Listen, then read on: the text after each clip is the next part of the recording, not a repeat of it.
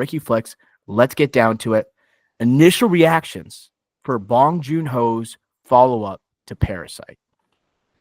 Oh boy. Yeah, so this movie is an interesting movie because you have Parasite come out in 2019 and you're like, holy crap, the next Bong Joon-ho movie is a must watch, right? And already me and you consider Bong Joon-ho before Parasite was must watch movies. Like Okja was in 2016-ish, Snowpiercer before that. My favorite, besides Parasite, my favorite Bong Joon-ho movie is Memories of Murder, which is 20 years ago. So I'm expecting post Parasite, kind of like a mix of Parasite or Memories of Murder, not necessarily an action adventure until you get the synopsis, right? And you're like, huh, okay, I guess this is what you do. Like an actor does, like he might become a superhero after they win Best Actor, right? Director, like, oh, he gets to do this kind of comedic type of movie here, satire. And this felt like, hey, like I am happy with this. It's not a disappointment. Anything that was going to come after Parasite was going to be tough to follow up. But this definitely felt more free and loose and kind of like shooting from the hip than I expected from Bong Joon-ho. And I think this is probably more of that than any other movie he's ever done, including Okja as well. Yeah, this movie was weird. It's a weird ass movie. It's a guy who dies over and over again. The lead performance is absolutely astonishing for Robert Pattinson. Like he is so good in this movie, and it's what you expect from Robert Pattinson. He has this reputation where he just doesn't miss from now on. You know, he's a guy who like is kind of insecure about himself whenever he's doing interviews, but it seems like he is just the man when he is doing a movie. He is absolutely incredible here. I think he's the best part about this movie. But this movie's odd, you know, the satire, the performances from like Toni Collette and from Mark Ruffalo, they are super over the top. Some people already are trying to make comparisons to Trump and other politicians, even like Elon Musk is like coming to mind for a lot of people, but that's either turning people on or off to the movie. I thought this movie was funny. I'll give you that too. It was weird, good performance, and hilarious. I did not expect this movie to be as funny as it was. And a lot of that is due to the dialogue and also because of the physical acting of Robert Pattinson in this movie. Something that we haven't really seen Robert Pattinson be much of a comedic actor, but he freaking was great in this. You know, I think that was definitely the highlight. I think one thing that I really dug the first two acts. I thought, especially the second act, I'm like, this movie's cooking. Like, if they end this the right way, this could be an all-time great movie. You know, I feel like the third act, it was long-winded. It felt like it was tackling themes that didn't really belong in the movie. You know, we'll talk about that. And I just felt there's parts of it you definitely could have cut. It felt like it was like 20 minutes too long, and it felt like we were kind of going helter-skelter for the third act. But overall, good, weird, great performance, solid follow-up to Parasite. Like just to follow up your comments on the third act, this was a classic third act problem. Right? I totally agree. It gets, but like when I say classic third act problem, like it gets bigger, it gets more chaotic, it feels draggy. Definitely could have used some editing because if you're looking at like the first two acts, specifically like when Robert Pattinson, like Mickey, he's like going through Mickey 1, then 2, then 3. The pacing's awesome. It is great. And you could see like where this movie's going. You could see the parallels to other movies with its themes. Other Bong Joon-ho movies with its themes, like the like economic disparity or environmentalism or colonizing up like people or Animal animals, rights. yeah, animal rights, capitalism, greed, like all that stuff. Like it all was hitting right and pretty seamlessly. But then like the third act again, it's like you get a bigger budget and you want to do something with it. I'm not saying Bong Joon-ho thought that, but it seemed off in that third act. And like I'm thinking of the dream sequence. I'm thinking of a lot of repeatable items that are mentioned. I'm thinking the boiler room, situation room scene near the end. Just a lot of stuff there. A lot of Mark Ruffalo bits that felt repeatable as well. Just a lot of things in the third act where this is a 2 hour, 17-minute movie, and it could have been under 2 hours. It felt longer than 2 hours and 17 minutes. I was kind of exhausted by the end of it. I think the first act, it is a lot of explaining. It's a lot of monologue from the the feeble voice of Mickey 17, Robert Pattinson. inner monologue, what's going on with what he's thinking about his job, right? You're getting to know his personality, but also explaining the world that we're in. It takes a while to do that. You don't get the opening credit like title until like 30 minutes into the movie. That's kind of nuts. You notice that? Yeah, like the end of the first act almost. That's why that beginning felt long, but also it was funny, right? Them explaining the world, them showing Mickey coming out of like the cloning machine and them forgetting to put the table down multiple times, right? You have the people who just don't seem to care at all about Mickey, how expendable he is. They're playing games in the office, right? The technicians, and they don't even like care about he's like literally falling over, right? Things are physically happening to him. He's being poisoned, right? He's being experimented on. I thought that was hilarious. Like this, all the physical stuff going on. But then the second act, when you have Mickey 17 meet Mickey 18, I'm like, damn, this is heating up. There are some really great scenes here. It's getting freaky. Naomi Aki is with two different Robert Pattinsons. I thought they looked great when they were in one frame together. I don't know how they stitched it together. I don't know what the effects were, but they looked really good on screen. The performances were super distinct from 17 to 18. I know we're going to get to our Pat, but those first two acts were absolutely electric to me. They were so good. Then the third act, it felt like we added. You talked about like the through line for Bong Joon Ho movies, the animal rights part, right? It's like the creatures, the creepers, right? And like how they're being experimented on, or they're being used as food, right? They're looked at as like harmful or flesh eating type of animals, and you don't really know the animal. I felt like that was unnecessary. We already That have that with Robert Pattinson the entire movie. It's like this movie should have just focused on what it was meant to, which is like a hit on capitalism. It's the employer-employee relationship. It's the theme of death, right? And how to handle death. I think that's also a huge part about this movie. But then also it has huge things with government. It's like fascist style threats of fascist style government. You know, that's also a big part about this movie. I feel like Bong Joon Ho was like, I got to make sure the audience knows I made this movie. And then you have like the animal rights part, because of course he has this adorable like set of creatures that are being harmed and need to be protected, and that ultimately kind of like saved the day. That was the most Bong Joon Ho thing of all time. But I felt like it was just totally unnecessary, to be honest. Yeah, I agree. And like another like a big one, like big theme in this movie as well is just obviously like Mickey's just an object. They're dehumanizing him. Yeah. And it's not just through the experiments, which I thought was really interesting. Like this is a very sexual movie. Like if we're looking at it too. And like Mickey is an object sexually even, right? There's that three-way scene, there's the Kai scene, the other woman interest in this movie. She was There's on fire. Holy crap. I was sad that we went away from her. I feel like like she where was did that storyline go? that was very half baked. Yeah, and, like, they're basically discussing, like, "Oh, you can have 17 and I can have 18," without Mickey even having a saying it, is kinda what I'm trying to say, Uh-huh. right? So it's just like in, like, literally, I just a little sidebar, literally, a sexual moment from earlier in the movie is in the climax with the Oh. iPad and the baby. Oh, right. Yes, yes. That's a huge part about it. Yes. Massive. So a very sexual movie, which I did Horny. not expect. Horny characters. Naomi Aki was a horn dog in this movie, dude. Yes. Um, but going back to what you were saying as well, just, with the, explanations. So, I thought it worked in the first act because this is such a weird concept, right? And you have Robert Pattinson's weird voice. You wanna get used to that. For me, I got used to it pretty quickly, but others I could see if you didn't like it as much. Um, and, like, narration just kept going and going throughout this movie, and even in the 3rd act, we're doing narration, trying to keep the audience awareness up, basically.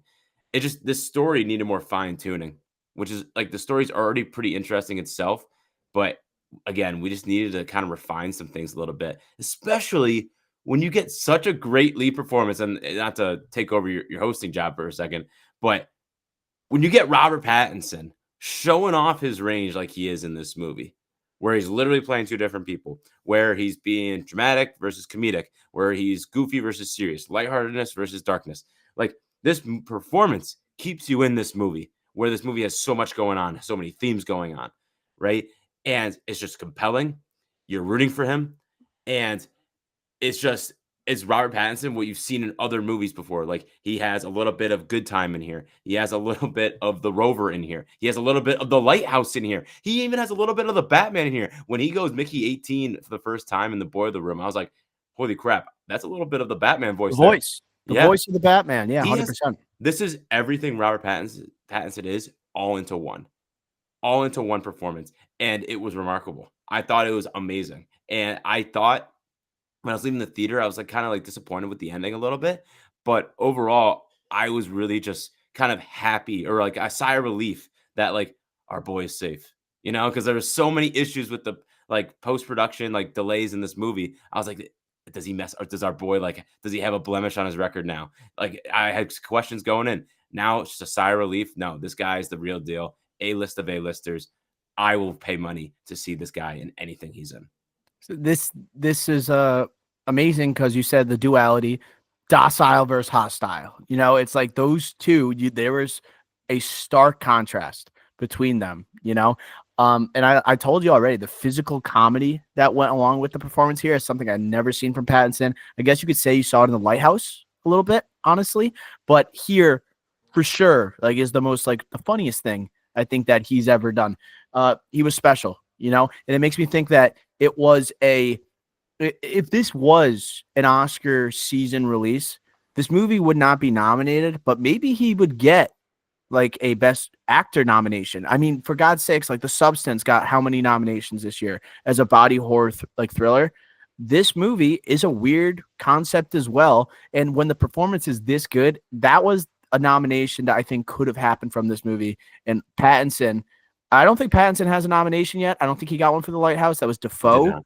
I think Defoe got one for The Lighthouse. And We're going to talk about that. We're going to be ranking the Robert Pattinson performances. And I think Robert Pattinson's better than Willem Dafoe in The Lighthouse. Like that was where I became a Robert Pattinson head. I'm like, this guy is the real deal. But he was incredible. Other performances here I kind of wanted to talk about. Mark Ruffalo is certainly a topic of conversation online about this movie because when he is the satire, he brings the satire to this movie as the over-the-top failed politician leading this program of cloning and leading this potential, I think they call it anti-migration, as they go to another planet trying to inhabit, and then he has his cult followers that are trying to sign up and then that are trying to be a part of what he's doing. I forget, was it Niflheim? What's the planet? Nilfheim? Nilfheim? Yeah. I think it's Nilfheim. Okay. All right, we'll go with Nilf. So he is, honestly, didn't think he was bad. Was he annoying at times? Yes. I think I grew more accepting of the character as we went along. When I first saw him and I first listened to him and I saw like the fake teeth, the smile, I was so not about it. Eventually I kind of warmed up to it. I thought Toni Collette was pretty insufferable. I thought I could not hear too much of her dialogue. A lot of it also very much over the top. I want to get your thoughts though on Ruffalo and how he did here for the guy who's being compared to like Trump and Musk by his performance. I should add before you talk, Bong Joon Ho said this was not based on any politicians. And he wrote this, like we said, in 2021, before the published Mickey 7 book came out. So he did not have anybody in mind. Do you think differently? I'm not going to say Bong Joon Ho's a liar, but I think Mark Ruffalo, like the opening scene of him in the cafeteria, okay, he's orange as hell, and he literally does the Trump dance. Ooh, you caught that. He literally did the Trump dance. There's no way. Like Mark Ruffalo could have freelanced on his own, but there's no way Trump didn't have, at least just from that one scene, a little bit of influence. It's impossible. No one does the Trump dance unless like just not thinking it's Trump. And Mark Ruffalo very notably is liberal, is a massive Democrat, and is very anti-Trump. It makes me think that Mark Ruffalo had a lot of say with the character. If you have Bong Joon Ho saying this was not based on a politician, and it's impossible to ignore like the politician he's playing. He cares about his image. He cares about being loved. He has people that hate him, right? like with intensity. Then he has people who love him with intensity. You know, it's hard in the world that we live in with the current president we have to not think of Donald Trump when you're doing it. And then to also have someone that's so politically impassioned like Mark Ruffalo, 100% probably he had it in the back of his mind. And especially when it's a hit on capitalism and a hit on government and government employees, I think that Ruffalo had his hand in it. I agree. I think that's just one where the actor does something. It's like, oh, that's pretty good. And maybe Bong Joon Ho is just like, oh, that's just him hamming it up. But I think like definitely Ruffalo knew. That's all I'm saying. Yeah. Um, but Bong Joon Ho, he gets a pass for me again. But I guess for me, like with the Tony Collette and Mark Ruffalo performances, yes, they're over the top. They're very on the nose. And I think maybe I would have not been as tired of them if they came in more smaller bunches. But they were in a lot of this movie, man. Like they Yeah. were in a lot more than I thought they're going to be. And I don't know. I felt like I talked about in the third act. I was kind of done with them by the third act. The Tony Collette character, her with the goddamn sauces. Ridiculous Like the obsession. sauces are like a sign of status, you know? I It's just like I took it to be like, oh, like you're freaking giving these guys great pudding, and you're saying you're cutting their rations out, but you get to have all this food, and then on top of that, you're worried about sauces to make your great food taste even better, right? Like a sauce is like a delicacy in this world. That's kind of how I took it. And again, that's whatever way you take it. It's still the same theme of just what we've been talking about. I just pick from the litter, right? like sauce is like currency, you know? It's just like that is like money doesn't matter to them up there. What matters? Sauces and You're food, you rich. know? If you have sauces, you're rich. Or you have sauces, you have power. Yeah. And but I think a scene that I really liked, I thought based on its hilarity towards the latter half of the scene, I would say, especially the dinner scene where Pattinson goes and he's being quote unquote, I think, rewarded, you know, by uh Or apologizing. Like they Ruffalo's. want to apologize to him. Yes, right. Well, they wanted to apologize to him because of how he came at him for the death of somebody who died, right, on a mission when Mickey 17 is the expendable one and someone else like dies. Like then they kind of welcome them into their house, right? Whatever it may be, their living space. They have this very fancy dinner set up. He's eating like a raw steak, it looks like, the entire time, and he's just scarfing it down. And then they find out it's because they were experimenting on him with this new like type of food TV dinner that Ruffalo is basically sponsoring. And then he has to get he gets experimented on there, and then that they use this thing that's supposed to be a painkiller type of like vaccine, and then it doesn't work at all, and it's amazing physical acting from Robert Pattinson. And I thought that was the best Mark Ruffalo was as well. And The having gun part was amazing. the gun was so good. The pulling of the rug by Tony Collette, like don't mess up the rug, right? Once again, not valuing him, valuing right, the expendable. I thought that was the best scene in the movie in terms of like comedy. I think for those two is their best scene by far. Colette and Ruffalo. And maybe Pattinson, if you want to go like his best scene, maybe the one when the Mickeys meet each other is pretty good. That's what I was thinking of. Like that's probably his showcase moment. And when Mickey 18 is trying to kill Mickey 17, and then they have to hide, and then you have the near death of Stephen Yoon. You see like the aggressive style of Mickey 18 in full display. That was pretty special as well. Stephen Yoon. Stephen Yoon. I have some thoughts. There we go. And I don't think he was bad in this movie. I think you could have erased him completely from this movie. This part wasn't necessary whatsoever. What do you think? It was a time killer, you know? It just I think it was one it was like, all right, he gets a reason to go to this like planet colony type of situation, right? And also to say like, oh, this guy he's a pushover. This guy he never like stands up for himself, you know. And again, you want to root for this guy. So Stephen Yoon's character was it Tim or Timu, whatever it is, Timu. I I don't think it's remember. Timu. Timu. It's like he's just that guy that's kind of another example of this authoritarian character, you know, and just more of a friendship level where it's saying, yeah, Mickey doesn't have any friends, and even his best friends take advantage of him. That's how I took it to be. I think there's already so much of that though in this movie, you didn't need it again. So for me, like I love Steven Yeun. I thought he was funny in this, and he had a couple good acting scenes. Like maybe not as good as him in Nope, but I thought of Nope a lot in this movie, for him specifically. But yeah, I agree with you. I think this part could have been cut out, and this movie would have been the same. Yeah, Timo, I think it's what it says on Timo. the IMDb for the casting. But he's someone that I guess you, like you said, explains the origin of Mickey Barnes, how they have this macaroon shop. And I don't think this was explained well, and it gets caught up with like organized crime. They want to flee this guy who basically is chopping people for pleasure, right? At like a classic like mafia style like restaurant where they own the place and they have a guy tied up on the table and they're watching this guy get massacred, right? And they go to on this journey. Robert Pattinson's character is such a dummy, signs up to be an expendable, you know. But then you have a thing in the third act with Steven Yeun's character where they do like a full circle moment that calls back to the name that they shouted out at the beginning, the guy that they're afraid of, this guy who is like watching these people and likes is entertained by people getting sawed up and everything like that. I just like we didn't have to do full circle with Steven Yeun's character. You know, I just thought this is like so unnecessary and I'm so apathetic to it all.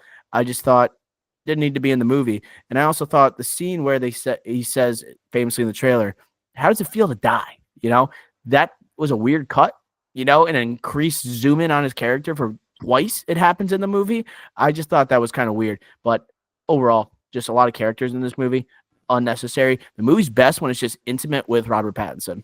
You know, the third act, you're not intimate with him at all. Like it becomes way bigger scale than what initially was like the first two acts. You know, that kind of grinded my gears a little bit. Any other performances you want to discuss? I really wanted to talk about like if to kind of go over or kind of build on what you were saying with the Steven Yeun character. Mm-hmm. If you replace that with more on the Kai character, um, other woman interest for a little Yeah, bit there, and you kind of expand on that, I think that's something there that's interesting, right? And then maybe you expand upon Mickey 17 not like falling out of favor with Naomi Ackles, Nasha, right? Or whatever, right? It's Nasha, I think. Nasha, whatever. not sure. But you could have like a love dynamic here because Nasha was taking advantage of Mickey as well, objectifying him at one point, right? And that could have been a turning point saying, okay, Mickey 18, you stay there, but Mickey 17, maybe you go with Kai, you know? And like Kai, someone that just lost a close friend, maybe a lover, it seems. We never really got to follow up with that. It's just like, I feel like we had something brewing there that was really good because I think that scene in her room was awesome. I thought that was really good acting. I guess like you could also say like anyone could act next to Robert Pattinson, but like similar to what we like say with anyone could act next to Leo. But I don't know. I just felt like that we had something going there, and that we don't actually go back to that until the very end when we get a glimpse of her with her new best friend slash lover at the end. That scene was awesome. She was so sexy in that scene too. This Kai character, Definitely. and her coming on to Mickey 17, and then negotiating afterwards with Nasha about like you get who, you know, you get 18, I'll take 17, you know, and Nasha's kind of grossed, like disgusted by those type of that bargaining chip from Kai. But yeah, and then if there's anybody else we want to talk about, Naomi Aki, you brought her up. She had one really good scene. Like she had her with Robert Pattinson, a lot of sex, you know, in this movie. The threesome was a very interesting scene, but I'm like, this is like why it's like this is like a blockbuster movie, but it's also like just weird. We're getting weird right now. Robert Pattinson has his hand like twirling through the hair of Robert Pattinson, and they're sandwiching Naomi Aki. I'm just like, this is getting so freaky right now. But when she starts to take the role like to another level, I think, is when she is confronting Kenneth Marshall, the Mark Ruffalo character, as the animal is being tortured, and she's basically calling him out, this Kenneth dude, and she's saying that he's basically an idiot and that no one likes him. And I thought that was probably the best acting she did. Probably the most time she had to shine, you know, was that third act. Yeah. Yeah. The third act, but then again, it's the weakest act. And it's because we're missing the more intimate moments with Robert Pattinson or Pattinsons, right? The Mickeys. So say that what you want, but she wasn't bad at all. I think she was solid in every single thing, maybe above average in other respects. But again, this is the Robert Pattinson show, and when you go away from the Robert Pattinson show, this movie comes down a little bit. Yeah, it's got to stay with him. Yeah, he goes as the movie goes as he goes. If you lose him, the movie goes sideways, which it does.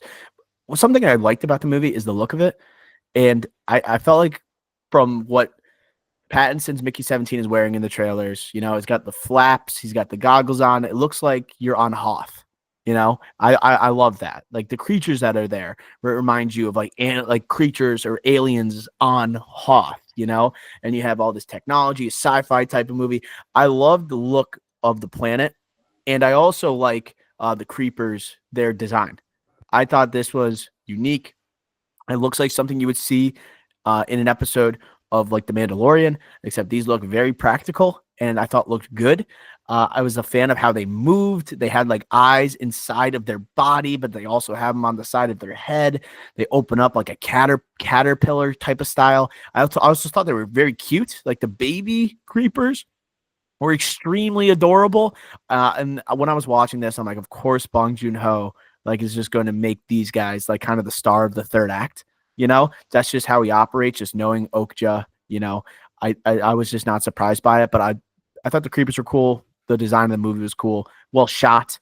One of my favorite shots was actually when everyone's going about their day and they're on the ship, and Mickey just had his hand sliced and it's bloody. It's going past everybody and it's like going in slow motion, but it's not really slow motion because it's in space. Like that's actual time. And people are just going about it and no one could care about a freaking sawed off hand that is floating by them. I thought that was an amazing shot.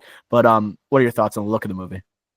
Yeah, it's interesting because the cinematographer or director of photography, I'm not even going to try to pronounce his name, but he worked with Bong Joon Ho on Okja.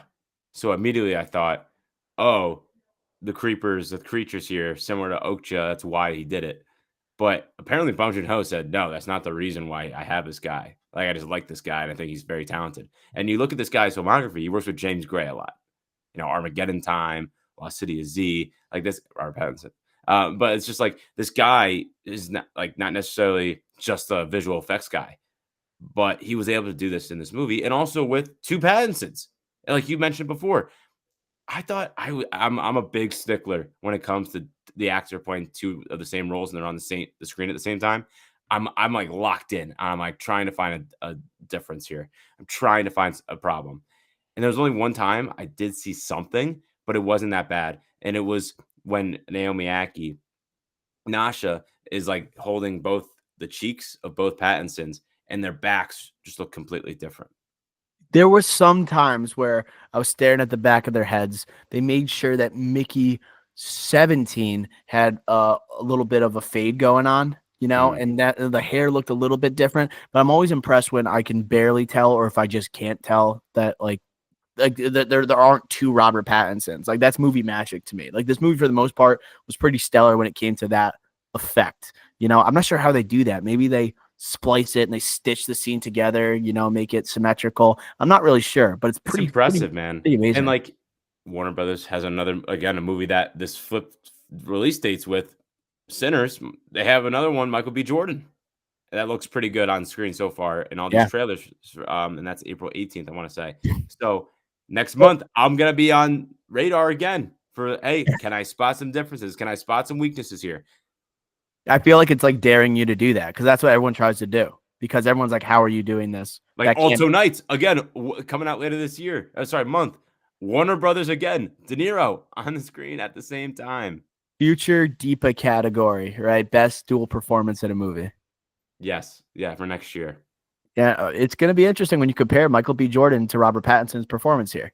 You know, like how much are we going to have those two on screen at the same time? Is there going to be a stark contrast like you got with these two, with the aggressive Mickey 18 versus the gentle Mickey 17? You know, how is Michael B. Jordan going to do?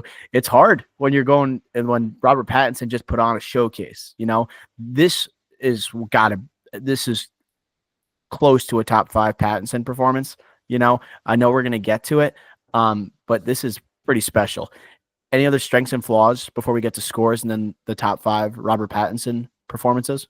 I'll say this. This is rare that we got at this movie.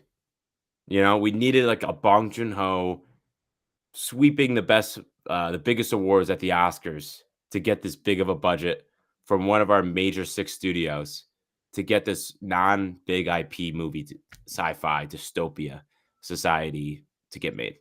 And Bong Joon Ho swung for the fences here. Clearly did. And I respect that. I wish this made more money at the box office. As time goes on, we're going to get less and less of these. So we have to appreciate these. But this is one where I didn't love it, but it was good. I didn't love it, and anything was going to be a disappointment after Parasite, but this isn't necessarily a disappointment because this is a good movie. Yeah, I will rewatch this for sure. A lot of it for Pattinson, a lot of it for the creepers. This movie was good. Good, not great. It's the first note I wrote after I left the theater. Good, not great. You know, kind of laid it all out there. That's what he did with all these different themes, right? Trying to say a lot with a massive budget. This is what happens though with every auteur. Every auteur, if it's not a franchise, we've seen it happen multiple times with Scorsese now. You're given $100 million. What do you do with that money? Are you going to be able to make back your budget? Usually not. It usually does not translate to box office success. So I don't know where we go from here. What do we do with people that are huge name directors, that are working with huge name stars? Do we have to cut those budgets even more? Probably, because these movies are not making money. It's a bad sign. This movie should make money. I'll tell you that after watching it, but it might just be a little bit weird for people. I'll go with my first score here. I'm going to go with a 75. I have 72 on this. And I want to say one other thing. Rotten Tomatoes score was a 78, you said? 78? Yes. We predicted on September 19th, 2024, when this trailer came out, we had the same prediction for the thermometer predictor. We had 77. We were only one off. Not a big deal.